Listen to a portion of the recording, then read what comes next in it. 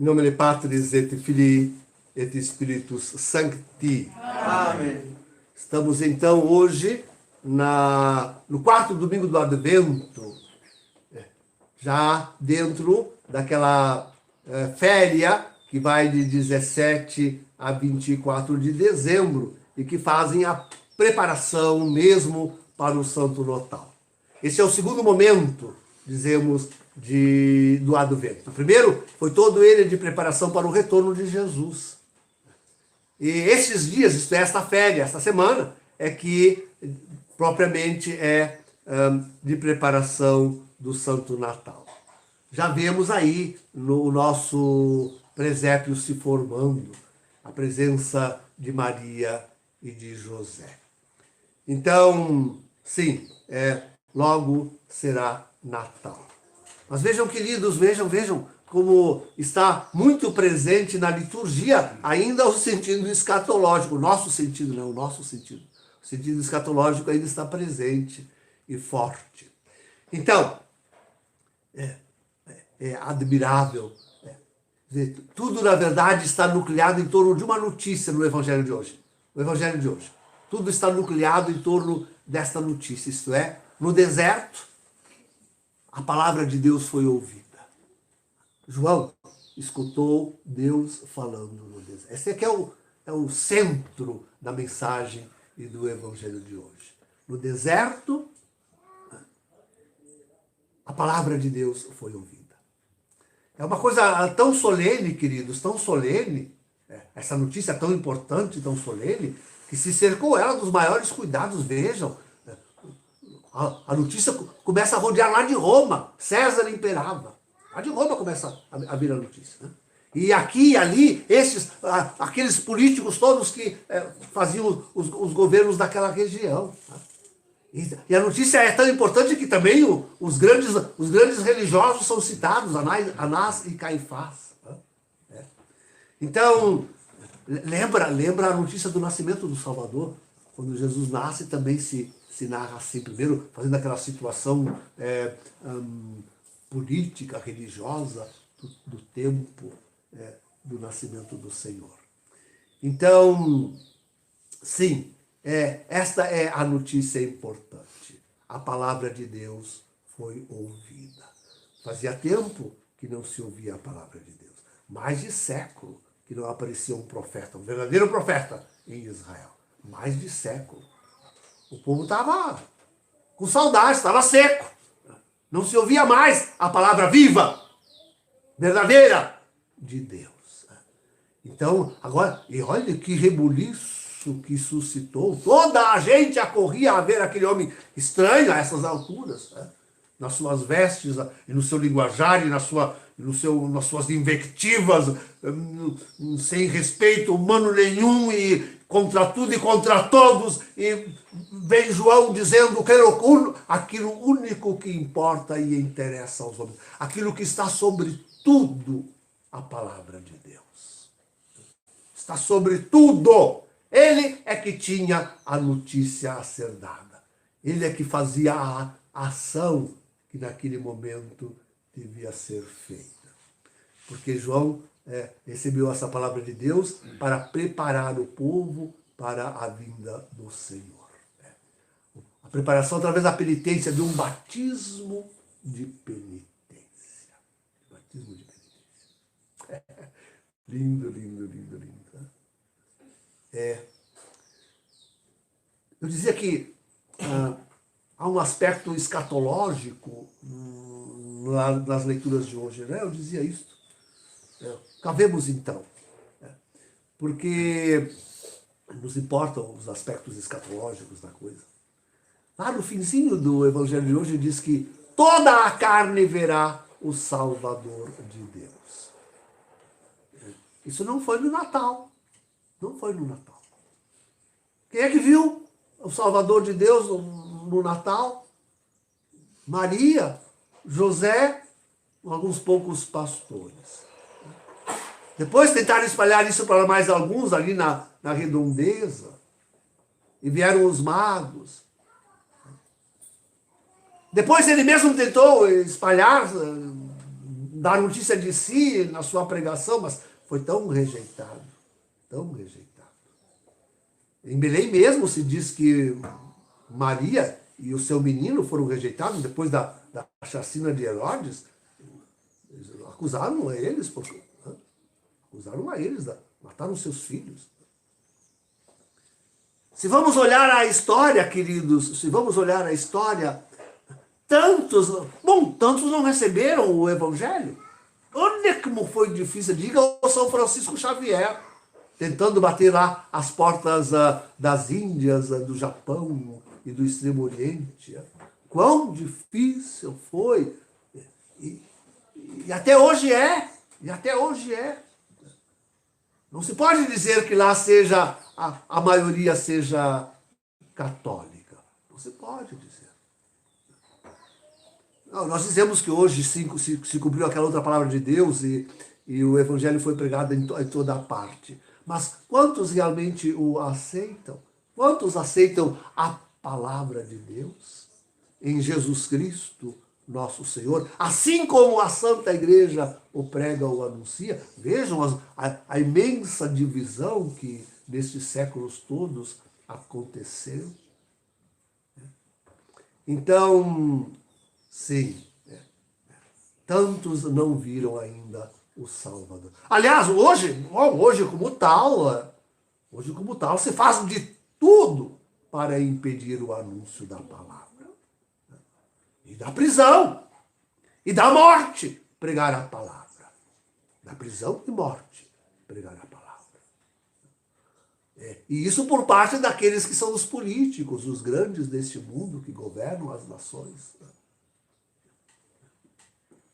Basta aparecer um Bolsonaro corajoso dizendo Deus, que já a perseguição se arma e o temporal se anuncia em toda a parte. Em toda a parte. Entre os políticos. Entre os políticos. E no mundo civil, ou profano. Mas o pior é no mundo religioso. No mundo religioso, hoje, o Jesus que se anuncia é todo ele desfigurado.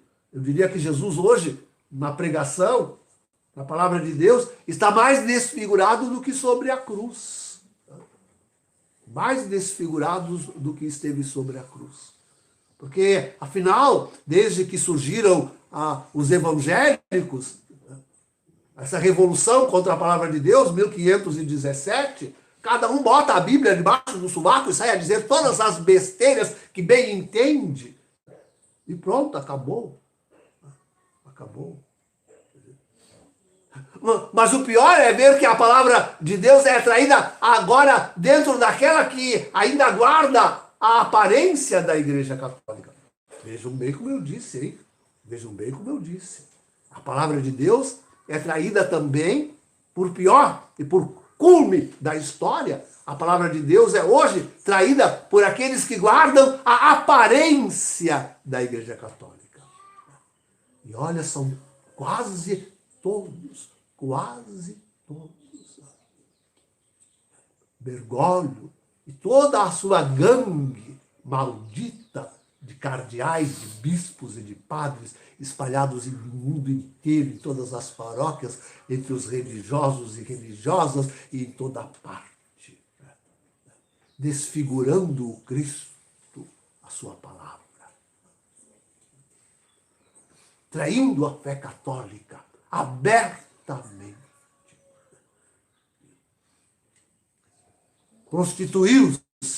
Prostituiu-se esta igreja. Acontece aquilo que estava previsto em Apocalipse, capítulos 17, 18 e 19. A grande rameira revelou-se ao mundo. A grande rameira. É essa falsa igreja católica que o povo não quer ver. O povo não quer ver. E continua teimosa. Eu digo teimosamente, porque depois de 8 anos não querer ver que Bergoglio é um antipapa, isto é teimosia. Isso é teimosia. Depois de 8 anos não querer ver que estão destruindo a Santa Igreja Católica, isto é teimosia. Quase 9 anos já. Quase 9 anos que estamos assistindo apavorados essa destruição. E essa semana ainda, agora ontem, foi ontem, acho que foi ontem, saiu as instruções para entender a tradições custódios. Né? Na verdade, reforçando a perseguição à igreja. Já não se pode dar uma bênção que venha dos livros antigos da igreja. Não se pode celebrar um sacramento, como nós fazemos aqui abundantemente, tá? com o rito antigo.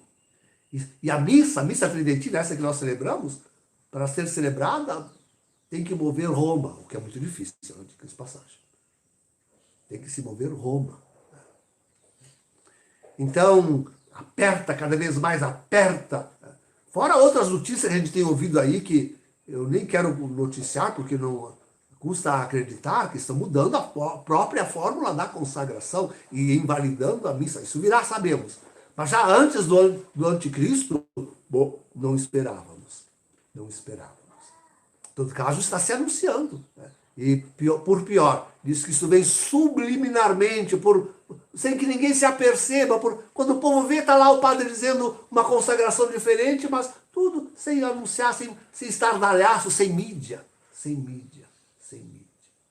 Vai devagarzinho correndo, como o Bergoglio tem feito o tempo todo, devagarinho corroendo a fé, o costume, a moral, a Bíblia, os sacramentos e tudo mais que é da verdadeira igreja de Deus e de Cristo. Então, por isso eu digo, não percamos o foco. E por isso eu estou dizendo que não toda a carne ainda viu o Salvador de Deus. Mas, por isso eu digo, essa é uma promessa escatológica. Estamos em plena escatologia. Quando é que toda a carne verá o Salvador de Deus?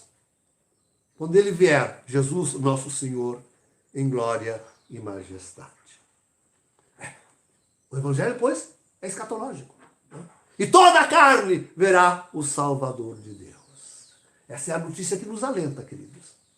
Essa é a notícia que nos dá coragem para continuar ouvindo a palavra de Deus. Sim, agora é isso, queridos. Depois de ouvirmos essa notícia, eu digo a segunda, aquela que é escatológica, aquela que nós esperamos. Que todos vejam o Salvador que vem de Deus, aí nós temos força e coragem para continuar sendo fiéis à palavra. A palavra de Deus. A palavra de Deus. Como bate forte em nós agora, depois de tudo isso, voltarmos à epístola da missa de hoje. Né? Paulo,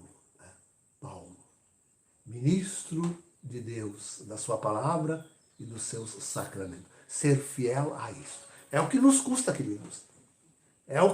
Pelo que nós temos que lutar. Né? Sermos outros Paulos, né? Ministros de Deus, fiéis, pregando a verdadeira palavra, a única, e conservando os mesmos costumes, os mesmos sacramentos. Esta que é. Os homens nos julgam. Oh, e quanto nos julgam. E nos chamam de herege. Nos chamam de herege. Os homens nos julgam e nos dizem cismáticos. Estamos dividindo a igreja. Oh, Bergoglio não cansa de dizer isto. Aliás, nesse documento de que trato aí, a primeira palavra é esta. É para conservar a unidade da igreja que ele está perseguindo a missa e não deixando mais ninguém. Porque quem celebra esta missa está dividindo a igreja. É um cismático. Não são eles os cismáticos. Não são eles que quebraram a tradição da igreja de 2000 anos. Não são eles que quebraram a fé da igreja de 2000 anos. Não são eles que quebraram os costumes da igreja de 2000 anos. Não são eles que desviaram os sacramentos da igreja de 2000 anos. Não são eles. Somos nós. Porque rezamos esta missa. Porque queremos conservar a palavra de Deus. Somos nós. Somos tratados por hereges, por cismáticos. Somos os excomungados. Nós somos os excomungados. Nós somos os excomungados. Não é eles que se excomungaram. Eles é que nos excomungam. Eles nos excomungam. Bem isto, queridos. Nós somos os excomungados, não eles. Como se um excomungado tivesse o poder de excomungar a igreja de Deus. É isso que digo.